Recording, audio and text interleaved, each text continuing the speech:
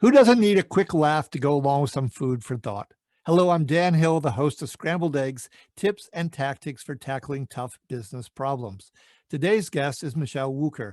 She is the author of You Are What You Risk, the new art and science of navigating an uncertain world. As Seth Godin said in his endorsement, it's a book about making better choices in the lives we're busy building. Michele, you've been given 5 terms and a diabolical definition for each from my new book, Blah, Blah, Blah, A Snarky Guide to Office Lingo. There's a little truth in every joke. Of those 5 options, which one did you choose? Why is it your favorite? And please read it aloud. This is so much fun. The one I loved was, it's not in parentheses, brain surgery, trying to explain a simple concept to executives suddenly unable to fathom a course of action, which may have some risk and which they are therefore loath to be associated with. And so obviously it has risks. So yeah, there's really 2 reasons that I love this one. First is that the gray rhino concept that I coined is about how much humans struggle with the big, obvious, scary things coming at them, and why we need to make the effort to take a fresh look and really focus in on things that ought to come naturally, but don't. And the second reason, of course, is because this is about risks, and they could be positive or negative. Way too often, executives see heading off some sort of a risk is actually a bigger risk than what could happen if you do nothing. And on the opposite side, if they see pursuing an opportunity as a bigger risk than standing still. So they make what ought to be very simple and obvious and impactful something way more complicated than it needs to be.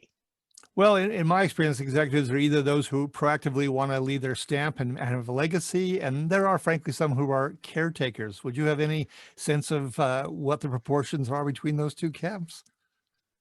I don't know, but I have to say that, there are way too many people say, oh, it drives me crazy. This is a place where people see the biggest risk is that we don't do things the way we've always done them.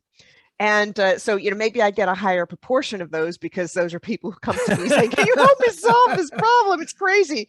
But, I know it's certainly all too common, and it drives a bunch of people crazy when it shouldn't. I mean, it's like so obvious that the world changes. You got to do things differently. You got to respond to what's around you. And there's, all sorts of buzzwords around that, whether, agile or whatever.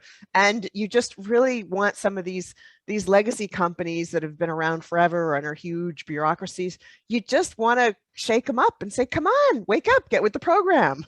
Yeah, no, there was a devastating USA Today survey some years ago of employees and asking what was their company culture. And passive aggressive was the leader with like 38%. Ooh. And it went from there. And the numbers that were positive was, I think about 22% of them had a positive view of their company culture, unfortunately. Let's move on to your wonderful book. So from that book, what is a key term for you and what's its significance? So the key term is actually right on the cover. It's the risk fingerprint. Sure. On the cover, there's sort of a risk fingerprint in the shape of a maze representing, uncertainty and choices. You don't really know where it's going. And so your risk fingerprint is the set of influences on the risks that you take, the choices that you make. And, just like a real fingerprint leaves an imprint on a wine glass at a crime scene, the risk choices that you make tell the world who you are. And the influences on that, on your risk fingerprint, include a mix. It could be innate traits like your personality, the experiences you've had, environmental influences. So that's the sort of the nurture to go along with the nature, from the peers, the people around you and their risk attitudes, to your physical environment, which could be the temperature or the color of the walls or the music you're listening to, even whether you've had spicy food recently. And this risk fingerprint concept applies to an individual, to a company, or even to a society. Okay. And as a corporate Columbo, a detective, what's your number 1 tip you might say to companies who need to move off the dime and get forward? Well, it's really to be aware of your risk fingerprint. Do a little detective activity on yourself. Figure out why you're making the risk choices that you are.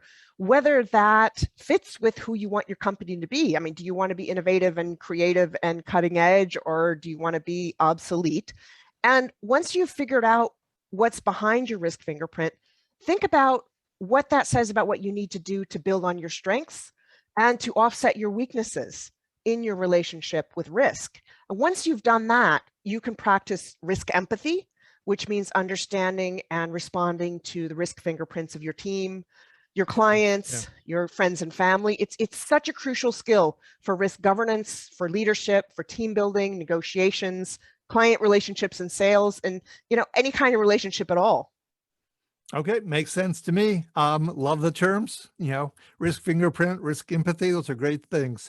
So this is episode number 20 of Scrambled Eggs. I'm your host, Dan Hill, and the author of Blah, Blah, Blah, A Snarky Guide to Office Politics. Thank you so much, Michele. Thank you.